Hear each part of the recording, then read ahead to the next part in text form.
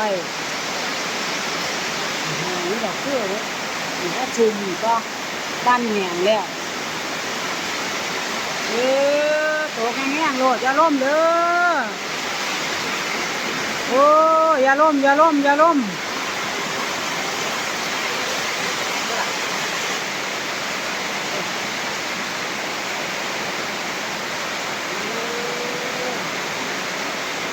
สันหนูมีน้ำนี่นะไอ้เบิ้งหนูเศร้ากับว่ามีน้ำฮะโอ้แห้งๆเด้อมันจะหงนี่น้ำนี่หน้าอยู่น้ำอยู่ทางเขาเนี่ยเด้อออกมาดีๆงามๆอย่ามีลมมีฝ่าเด้อ